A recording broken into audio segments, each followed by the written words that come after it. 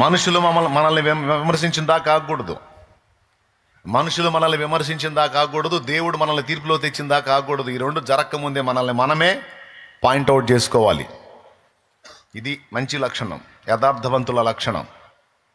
దేవునికి స్తోత్రం. ఒక దైవజనుడి దగ్గరకు వచ్చి ఒక ఆయన చెప్తున్నాడంట, అయ్యగారు ఫలానా పాస్టర్ గారి గురించి మీకు తెలుసా, ఫుల్ తేడా అండి అన్నాడంట.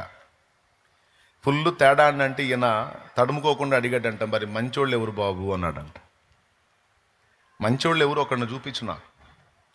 బైబిల్ గ్రంథం అబద్ధం కాదు. నీతిమంతుడు లేడు ఒక్కడును, ఏ భేదము లేదు, అందరూను పాపము చేసి దేవుడు అనుగ్రహించు మహిమను పొందలేకపోతున్నారని 2 వచనాలు దేవుని వాక్యం స్పష్టంగా ఉంటే, ఆయన నీతిమంతుడు కాదు, ఈయన పరిశుద్ధుడు కాదు, ఆయన తేడా ఈయన తేడా అంటావు. అసలు వాడు తేడానా, వీడు తేడానా, ఆమె తేడానా, ఈమె తేడానా అనే ఎంచేంత పరిశుద్ధుడిని నేనైతే కాదయ్యా. నాలో ఉండే లోపాలు నాలో ఉన్నాయి.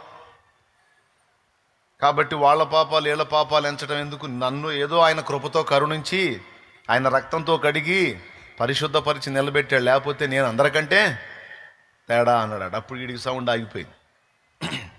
అది యథార్థవంతుల లక్షణం.